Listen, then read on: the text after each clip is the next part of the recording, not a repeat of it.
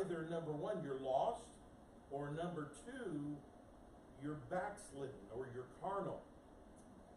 That's your choices.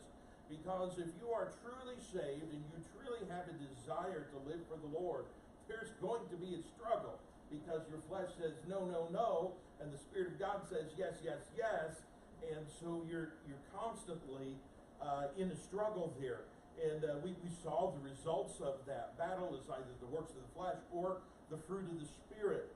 And so in looking here in this chapter, we find Solomon over and again giving us counterintuitive wisdom, things that don't seem to be right, don't seem to be true, and yet they are true because they're the things or the truth coming from the Spirit of God rather than from our fleshly carnal minds. So we talked about this counterintuitive wisdom in the home last week, and we talked about the fact that peace is to be desired over prosperity. And that doesn't mean peace at any cost. You remember that's what Neville Chamberlain was all about back in the 1930s. Peace at any cost, and you see how that worked out for him. So when we're talking about peace over prosperity, we're not talking about compromise. We're talking about really goals. Is our goal prosperity or is it peace? One or the other. And quite often, sadly, it is one or the other. When prosperity is our goal, peace eludes us because we're chasing after prosperity, trying to climb the ladder, right? You know, kicking everybody that's below us that is trying to climb up and, get past us. So if we want peace, then prosperity can't be the goal. We also talked about faithfulness is to be desired over family, the fact that blood is not always thicker than water. And that's a sad reality when that's the case. And then we talked about the pure heart over pure metals, that having a heart that has been tried and tested by God and brought out cleaner and purer and more like Christ is to be desired more than having money in the bank or having knew this or knew that. Having a heart right with God is the most important thing. So we're going to go on, and we see it in verses 4 through 15. We see that there's counterintuitive wisdom, not just in the home, but in the street. I doubt seriously we're going to finish this section tonight. I'm really not planning on it because I know who's preaching. And so that's how it is. But in verses 4 and 5, we see wickedness is exposed. And in exposing wickedness, what we find is the counterintuitive wisdom that says wickedness does not recognize itself. Wickedness does not recognize itself. Now, you may think that is wrong and in error. When you have people, we've talked before about this. You have people who are rebels and they walk into a church facility, and it doesn't take 5 minutes, and that rebel will find all the other rebels that are in that church, and they'll be all together and they'll be huddled up together, passing notes during the service and laughing and not paying attention to the preaching or anything that's going on in the service. So that sort of thing. So you might think, oh, wickedness does recognize itself. But that's not really the aspect we're talking about. Let's look at this in verse number 4. He says, a wicked doer giveth heed to false lips, and a liar giveth ear to a naughty tongue. So wickedness cannot recognize itself. In fact, what it does is it revels, first of all, in further wickedness. Wickedness desires no boundaries. That is the reality of wickedness. It is a rebellion against any sort of boundary. That's what this month is all about as far as the celebration that goes on during the month of June. It's all about celebrating no boundaries, because clearly love is love. And so there are no boundaries, so everything goes, anything goes. I saw a meme the other day that I thought was pretty appropriate because it used an illustration. Love is love, but yeah, water is water, but I'm not going to dip a cup out of the toilet either. Water is water. Love is love. Yeah, that may be, but there's just some boundaries that I'm not willing to cross. And certainly God gives us some boundaries that we're not supposed to cross. But wickedness revels in further wickedness. They rejoice in the opportunity not only to involve themselves in wickedness, but to teach others and to tempt others and to follow after their wicked example and even go farther than what they have gone and do more than what they have done. And here in 1 John chapter 4 and verse 5, we see that these wicked regularly listen to perverted truth. Oh, it's your truth and my truth says whatever it is that they're trying to promote. And people listen to that. Oh, well, we need to give people an audience. Let people voice their opinion. This world is all about letting everybody voice their opinion unless you want to voice an opinion that stands with God. As soon as you want to voice an opinion that stands with God, nobody wants to hear you, and you need to be canceled, and you need to sit down and shut up. But as long as you're promoting wickedness and ungodliness, then everybody's going to stand up and cheer and clap. Oh, that's so wonderful that you felt safe enough that you could share that with us today. And they revel in that. 1 John chapter 4 and verse 5 says this, they are of the world, therefore speak they of the world, and the world heareth them. You see, they revel in further wickedness, and they listen to perverted truth. They don't stand back and say, well, that didn't sound right. Again, when you present God's statements concerning life, concerning happiness, and concerning salvation and concerning sin, people reject that out of hand. They won't even let you talk. But boy, if they want to promote their sin and ungodliness, you've got to step back and show them some respect. And that's what this world is all about.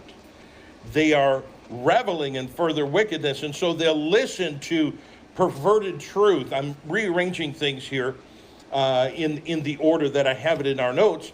So in Jeremiah chapter 5 and verse 31, we see not only do they regularly listen to perverted truth, but they rejoice in it.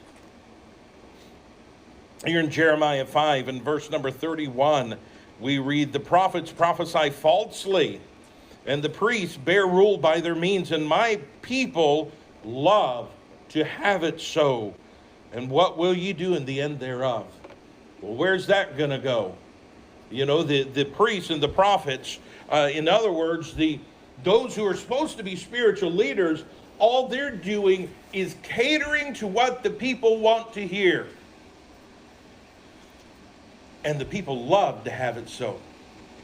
We like it like that. We like going to a church that tells us what we want to hear. We like attending a church that we agree with. I've mentioned before, that's people making a God after their own imagination. They're trying to make up what God is based on their thinking, rather than based on what God reveals about himself in his word. So they listen to and rejoice in perverted truth. Over in Romans chapter 1, we see that they rejoice in perverted action.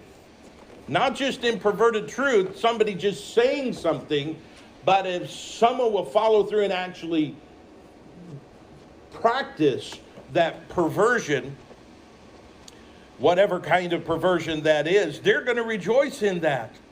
Romans chapter 1 verse 32, who knowing the judgment of God, that they which commit such things are worthy of death, not only do the same, but have pleasure in them that do them. What are they doing? They're rejoicing that perversion has been enacted. Oh, that's wonderful. That's a great thing. And anybody who thinks different or says different, you better watch out. We're after you. That's our world today. And it's because wickedness revels in further wickedness.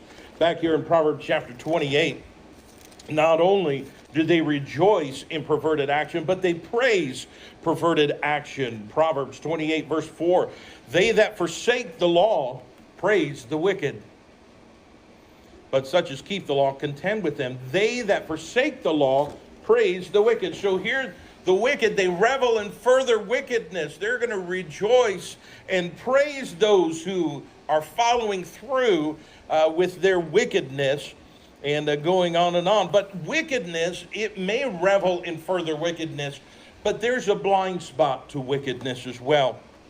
And that's what we're talking about here, the fact that wickedness cannot recognize itself. Again, verse 4 says, a wicked doer giveth heed to false lips, and a liar giveth ear to a naughty tongue. So a liar can't discern when he's being lied to. I mean, we've all seen this. I mean, I don't want to say maybe that was us at some point or another, and I hope not, but of course, we all had a life before we knew Christ. So it could be, we're very able and capable to lie to people, but then when people lied to us, we didn't recognize that. We accepted it as truth, and then we got hurt when we found out, oh, they were lying to me. Wickedness doesn't recognize itself. We're so involved in our own wickedness, we can't see wickedness right in front of our face. Someone can walk up to us to say, I'm going to lie to you, and then go on and tell us something, and we'll believe it. Oh, no, they're not lying to me. I know that's true. I know that's true. Because wickedness doesn't recognize wickedness. And that's really an example of what the scripture talks about as far as sowing and reaping. In Galatians 6:7, the scripture says, be not deceived, God is not mocked. For whatsoever a man soweth, that shall he also reap. So the wickedness, whether it's lying or whatever kind of wickedness it is, you pass that out, you're going to get some of that back. You're going to get some of that back in the end, because you're going to reap what you've sown. And so that means that you're going to be blind to what it is that you're reaping. You're going to think, oh, hey, this is something pretty good, until you get it home, and then you realize, oh, well, this is exactly what I did. You know how people do. They get so upset. Those people lied to me. Well, how many times did you lie to them? And all of a sudden, that's beside the point. Do you see what I'm saying? They get all upset about that. Oh, these people didn't treat me right. Well, how did you treat them? You see what I'm saying? Wickedness doesn't recognize itself. And thinks that, I am an entity or an island unto myself, and I can be as wicked and vile as I want to be. That's fine. But if other people treat me that way, well, that's terrible. That's wrong. It's a sad reality of our wicked world. And you wouldn't think so. You would think that people as vile and wicked as they are, that they would recognize vileness and wickedness when it comes their way, but they don't. They don't so many times. Let's go on.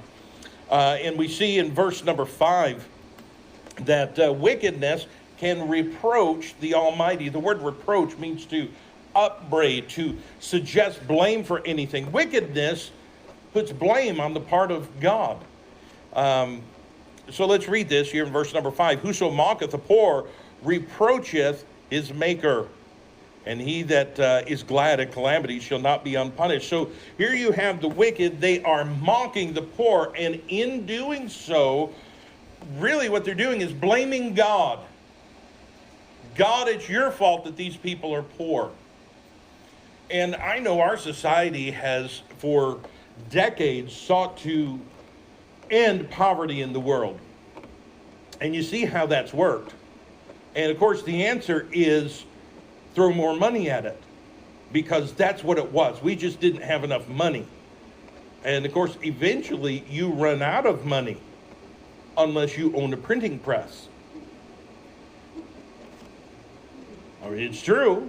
And then you can print as much money as you want, but then you have other issues. Then all of a sudden you have to raise taxes because You printed so much money, it's not worth what it used to be, and you can't get what you used to get, so now we got to raise taxes. That's not a good situation to be in. And that really is kind of where we are right now as a nation. But all of this idea of, well, we got to help the poor, we got to help the poor. You remember what Jesus said before his crucifixion? He said, the poor you have with you always. So I'm not a fatalist by any means, and I'm not opposed to helping people. But I'm also not foolish enough to think I'm going to be able to end poverty in the world. Because if I can, then God's a liar. And I do think that's likely one reason why the world works so hard to try to raise up the poor. And I'll say something else about the poor. I've seen poor people. And not necessarily here. I mean, down south of the border, they have benefits and programs where people who are poor get free cell phones. And it used to be just like a Nokia brick kind of a thing. Well, now you get a smartphone, because a Nokia brick, that's just, that's not good enough for the poor. So they get a free smartphone. Not just a free phone, but a free plan.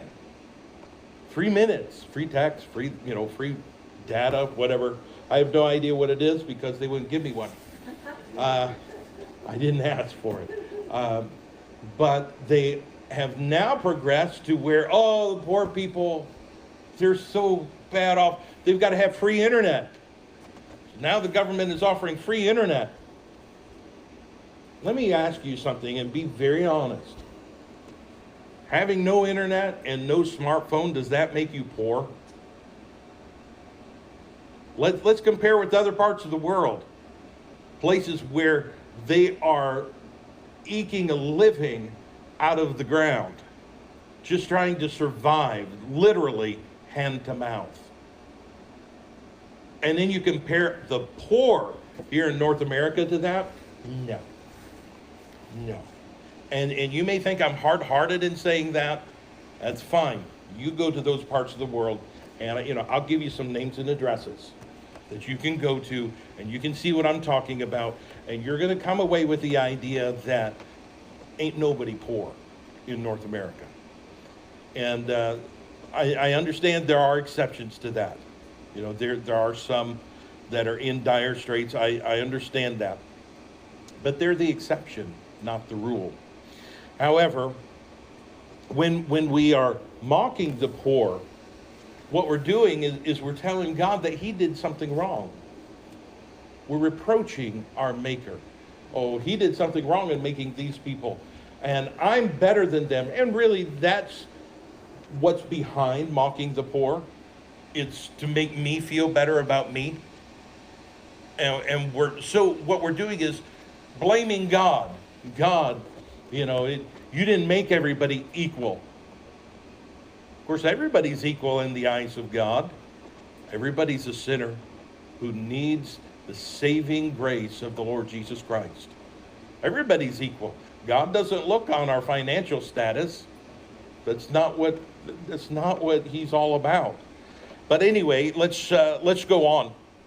And we see in verse number 6 that wealth is found in relationships. So wickedness we saw expounded here in verse number 4 and 5. But now wealth is found in relationships. Oh, this is a term that is used in the financial world. Oh, if you want to get better in finances and if you want to get ahead in life, you need to build good relationships. I know that. I heard that when I worked at the bank about 100 years ago. Back when they were using rocks for coins. I'm just playing to my boys because that's what they'll ask me about later. But they talk about, you need to have good financial relationships. You need to have a financial advisor, and then you need to have a banker, and then you need this, and you need that, and you need to have all these relationships. And if you have all the right relationships, then you're going to be wealthy, and you're going to be well off. But that's not what the scripture teaches. Again, it's counterintuitive. But let's read this here in verse number 6. It says, children's children are the crown of old men, and the glory of children are their father. It's interesting that this is two-way wealth. So it's not just for the parents and the grandparents, but there is wealth for children as well in relationships. So, a lot of times we think about wealth. Well, they worked all their life and now they're wealthy because, they're old and they were wise in their finances and so on. But this is the kind of real lasting wealth that God talks about, and it comes from the right kind of relationship. Again, children's children are a crown of old men. Let's look at this over in Psalm 127 and verse number 3. We see that children are an inheritance from God. And yes, children are expensive. I had 3 in diapers at the same time. I didn't like it. And they didn't all wear the same size either. So, that meant I couldn't just buy one pack and put the same thing on every one of them. It didn't work that way. We tried it a time or two because, the store was out or whatever. And of course, we use cloth, and that is one size fits all. It just is. We used them for a while as well. Kids are expensive. And that's it is what it is. But I would in no way want to have back all the money that I spent on my boys and not have my boys. They are a treasure to me. Every one of them is a treasure in a different way and at different times. But they're an inheritance that comes from God. That's what we read here in Psalm 127 and verse number 3. Lo, children are an heritage of the Lord, and the fruit of the womb is his reward. So you want to talk about wealth. I'm not rich by any means, but I don't care. I really don't. I want to make sure my bills are paid. You understand that. But I don't care if I'm rich or not, because I have treasure. And certainly I'm willing to expend what I do have to take care of the treasure I have. And so the wealth is in the relationship. It saddens me when I see parents who look on their children as a burden.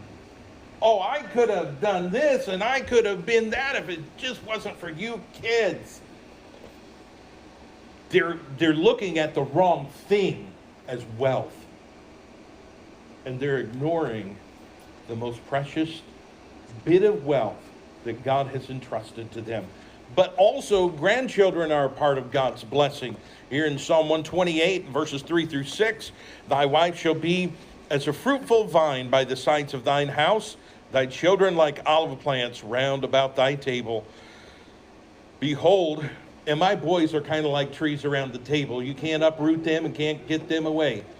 Anyway, verse number 4, behold, that thus shall the man be blessed that feareth the Lord. The Lord shall bless thee out of Zion, and thou shalt see the good of Jerusalem all the days of thy life. Yea, thou shalt see thy children's children, and peace upon Israel.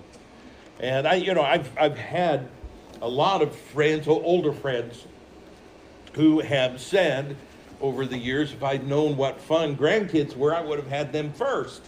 And so, and it is something different. My mom, when we lived in Lubbock, we lived just across the alley from my parents, and she'd call up after supper more nights than not during the week. Send the boys over. Or sometimes she just have one and then the next day have the next. And she did different things. And send them over. And then she'd call back later, I'm sending them home now. I'm done. Done with them. And, not that they necessarily were being bad or anything. It's just, that's part of the joy of being a grandparent. You can have them when you want and send them off when you're done. And so she was thrilled, and my dad was thrilled with that too. And in fact, they texted me the other day, and they said something about sending one of the boys. And I'm thinking, no. Not doing that. Well, we'll see what happens in the end. But grandchildren is part of God's blessing, and I don't have grandchildren, and I'm glad I don't right now. I'm just being honest. I'm glad I don't right now. My boys aren't married. I don't want grandchildren before my boys are married, because I want them to do what's pleasing to the Lord. So I'm not there yet. I don't understand that. But I can understand that about children. And so I just assume if children are a blessing, and they are, how much more will grandchildren be? So it'll be... I was going through the books in my office some years ago, and I had gotten some books that belonged to my granddad. My granddad was a pastor for many years, and so I got some of his books. One was a journal. It's essentially his diary. He didn't always write in it every day, and he didn't do like some ladies do, all about his feelings and this and that. He just jot down, some things that went on and things he wanted to remember. And this particular journal was from 19-something. It was the year I was born. And so I went flipping through it. Didn't have flip far because my birthday's in January. And I found the entry that he put the day I was born. And I don't remember word for word what he said, but you could tell from what he wrote. He was excited. And it was special to him. And so anyway, that's the wealth of relationships. And it's not just having children and having grandchildren. It's having that relationship with your children and grandchildren. You see, that's where the wealth comes in. It's not like, well, I've got 25 kids. I can't give you 5 names of them, but there they are. That's not where the wealth comes in. The wealth comes in that relationship where you raise them as a parent, but you also build a relationship where it's more than just a parent-child relationship. There's more to it than that. And there's wealth in that. But faithful fathers are also a blessing to their children. See, I'm preaching tonight, and I'll tell my boys, see, I'm a blessing to you. And the Bible said so, regardless of what I'm telling you to do. Anyway, First Kings 11 and verse number 12, we see the prophet of God speaking to Samuel. And he says in verse 12, notwithstanding, in thy days I will not do it for David thy father's sake, but I will rend it out of the hand of thy son. So he's talking about judgment that's about to come on the nation of Israel because of Solomon's sin. He had gone into apostasy and had gone away from the Lord. And yet, for David's sake, the judgment didn't fall in Solomon's lifetime. I don't want to talk about this much because I am going to talk about this more on Sunday, because I'm going to talk about a father's influence on Sunday. Because it's Father's Day, for those of you that didn't know. But you see, David set the example. And you realize all through the nation of Judah, the divided kingdom, southern kingdom of Judah, it always went back to David.